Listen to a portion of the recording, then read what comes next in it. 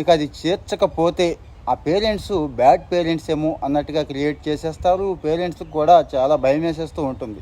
ఎందుకు వచ్చిన గొడవ అని చెప్పి ఆ కోరికలన్నీ తీర్చేస్తూ ఉంటామండి, ముఖ్యంగా ఏదైనా వస్తువులు కొనిపెట్టే విషయంలో.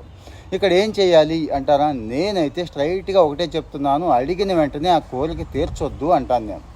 ఇంకా ఏదైనా పెన్నులు పెన్సిళ్ళు ఇలాంటివి చదువుకునే అంటే ఓకే, కానీ ఇలాంటి కోరికలు కోరినప్పుడు మాత్రం కాస్త ఆలోచించండి, నో చెప్పేయండి ముందైతే. కానీ కొన్నిసార్లు ఎస్ చెప్పాల్సిన పరిస్థితి కూడా వస్తుంది. అది ఏ సందర్భాలు ఎలా చెప్పాలి అంటే కండిషన్ పెట్టండి. నువ్వు ఎడ్యుకేషన్లో ఇలా ఉన్నావు అంటే టాప్లోకి వెళ్ళాలని కాదు, కానీ ఈ రేంజ్కి వస్తే ఓకే అని చెప్పండి. లేదు, నీ పర్సనల్ హైజీన్ ఇలా ఉంది, లేకపోతే నీ ప్రవర్తన ఇలా ఉంది, ఇంట్లో పనులు ఇలా చేస్తున్నావు, సో నీ ఫిట్నెస్ లెవెల్స్ ఇలా ఉన్నాయి, ఇవన్నీ కూడా చెప్పి దాంట్లో ఏదైనా ఒక లెవెల్ అచీవ్ చేస్తే కండిషన్స్ పెట్టి ఇవ్వమని చెప్తాను. మీరేం చేస్తారో కామెంట్లో చెప్పండి.